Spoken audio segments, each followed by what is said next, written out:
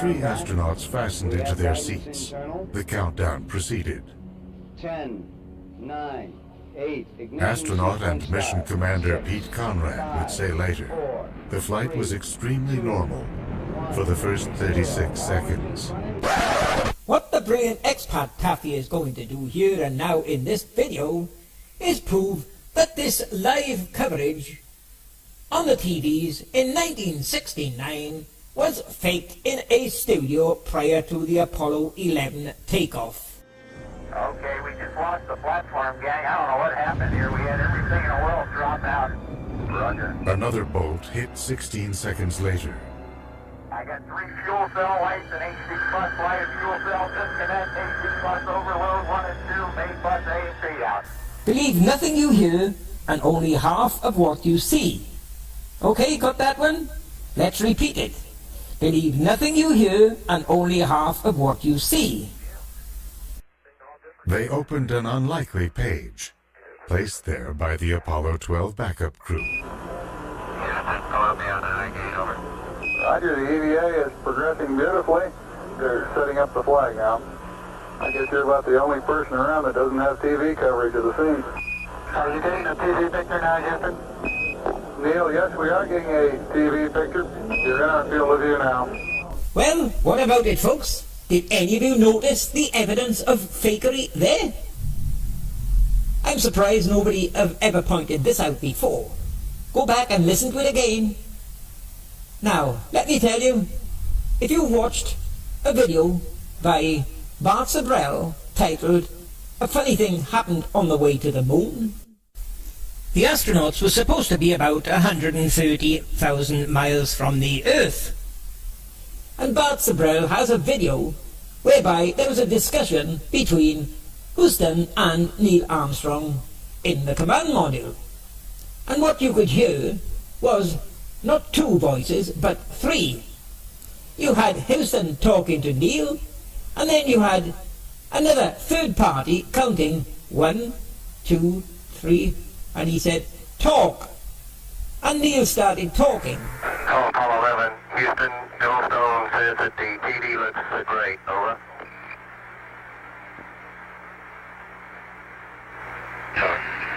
Okay, Roger. You see, there's supposed to be a time gap between one talking and the other receiving and answering back. Now, according to Bart Sabrell, he thinks the third person saying "talk" could be a CIA agent. But the point to notice there is, being so far away, you've got a time gap, a time delay. Did you notice in this video just now? It was instant replies. No time delays whatsoever. Now, if it's about 3 seconds for 130,000 miles, then what would be the delay for the moon, which is about 350,000 miles? No, folks, the only way you'll get instant recognition is when they're all in the same studio, back of the building. The plan was to move out along the edge of Surveyor Crater and pay the probe a visit. Yo, this here's water. Now, if this was on the moon, guess what would happen to all this water here? See, it would all be evaporating into steam now, wouldn't it there, friends? So what's up with that on the lower right-hand picture, and Paul just moved his thing, on the second arrow, Paul, there's this like area that is rising up in the corner there. What exactly is going on there? Yeah, that's it, Paul. That's just the panel curled up. Okay, just coming apart at the There's some plastic, whatever the coating is on it is peeling back. Wow. Take a look at this Apollo 16 magazine, which I have split up.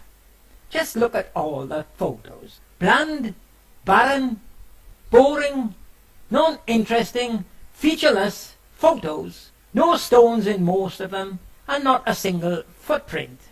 But they all serve a purpose, don't they?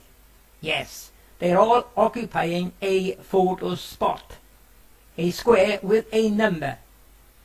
And what you could be sure of, if I didn't reveal this now, within the next year or so, there will be some of these deleted or replaced with other photos, or even different features added to some of these photos. That's what they done, as you're going to see. Now, that is exactly what they done with all the photos. They quickly estimated how many photos they would need for the whole program, and that turns out to be around about 3,500. They quickly estimated, due to the hours each mission supposed to spend on the moon, how many photos they were going to allocate to each mission, and if the number of photos on a reel is 150, they would be able to work out roughly how many magazines per mission. And what they quickly done, folks, was created a library just like this one here, but it was all blank spaces, but they had the numbers. And what they done now very quickly was they filled all of them up with these bland landscapes, folks. And you'll see proof of it, just landscapes. They filled the lot up, and should anybody request, can I have an Apollo 17, they'd have a photo like this to give them. Very bland, but at least they had photos. And what they done then, once they filled up all the spaces for the 6 missions, they now done a backward step. They went to Apollo 11 and they started filling some detail in, like this one you've got here. It was a bland landscape with just a black sky, but they copied and pasted this astronaut and this equipment, and they faked the shadow, as I have shown in previous videos. Day 2 on the moon. Neither Conrad nor Bean had been able to get much sleep. Excitement got the best of them. The pair now left Intrepid for a second and final moonwalk. The suits they wore had been built for spending time on the moon's surface, with 5 layers stitched together to maintain constant temperature and air pressure. And surely their space suits were only cloth, even though they claim they put some metallic threads in them and this was to protect them from the radiation. But a claim is not proof. If those suits could have stopped that radiation, we would have men in those suits tearing apart 3 Mile Island, because that pile is damaged and it is still active after all these years. 1983, was it? Whenever it was. The pile is still active. So if we could put men in suits that would sustain my God, it goes up to 3 gigs of electron energy from a heavy solar particle or a cosmic ray, and inside the pits it's only 18 megs, which is magnitudes of order less. So if you had a suit that would stop the solar radiation, then you could put a guy very easily inside a pit and say, go in there and pull that pile apart, let's get rid of that stuff. Lodged in the camera was a colony of bacteria. Did it sneak into the component upon its return to Earth? Or had it somehow survived for 2.5 years on the moon? To this day, no one knows the answer to this intriguing question. Oh my dear God, did you just hear what this crazy jackass just said? He said that these here little bacterias here survived in space between the cameras filming the reservoir plate? Oh, now I've heard everything there, friends. Now, haven't you? You want to tell me how bacteria can even get there in the first place? Then how it can survive in a vacuum?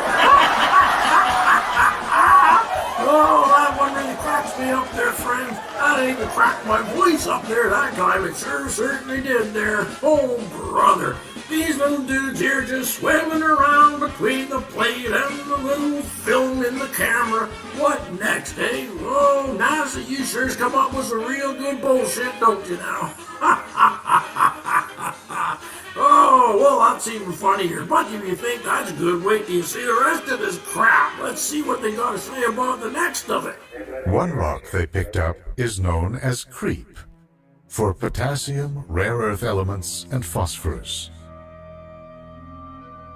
It's thought to be a piece of bedrock that formed over 4 billion years ago, on a lunar surface that was entirely molten. Just a few years later, this evidence would coalesce into a radical new idea of the moon's origins. At the dawn of the solar system, Earth shared an orbit with a Mars-sized body now called Theia. Its orbit became unstable, and it headed in Earth's direction.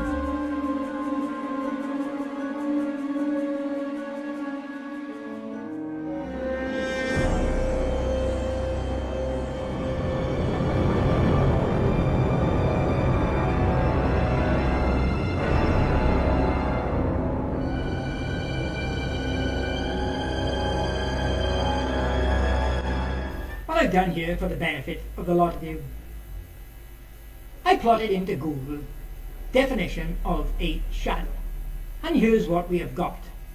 Simple definition of shadow: a dark shape that appears on a surface when someone or something moves between the surface and a source of light. Now get it in your head, read that again. Note the word dark. It did not say black, okay? Now that's one thing none of these NASA numbskulls seem to understand, is the difference between the word dark and the word black. It is very important. Keep that in your mind. Now, I've shown you this photo in a previous video of mine regarding the rover. Now this is a genuine shadow under this rover, folks. This is a photo taken on the Earth, a genuine shadow under the rover. And as I showed you in that previous video, that shadow under the rover is not black. It is dark. It is not black, folks. Now, look what happens here. When you brighten up the photo, look at that shadow under the rover. It has brightened up along with the rest of the photo, and you can see detail on the ground in that shadow. Now, what I've done here, I've cropped a section of that rover on the Earth and combined it with a section of a rover that NASA claims is on the moon. And you can distinctly see the difference in the shadows. Now, look what happens when you try to brighten up the two of these together. The bottom genuine shadow will brighten up, but look at the shadow under the top rover. It's been given two settings of brightening, and it still has not brightened up. Now, here's another one I've shown in the past, a genuine shadow that I took a photo of here on the Earth. Now, as you can see, the shadow over the grass is darker. That's because the grass is darker than the concrete. But look what happens when you brighten it up, folks. Everything brightens up, and what's below the shadow comes easily visible. Now, here's another genuine shadow, a shadow of me taking the photo. Pretty much similar to the ones displayed on the fake moon landing photos, only there's a big difference, as you can see. Now, if I was to brighten this up, look what happens. There you are, everything brightens up together. That's what you will get with a genuine shadow, folks. There's still more science to do.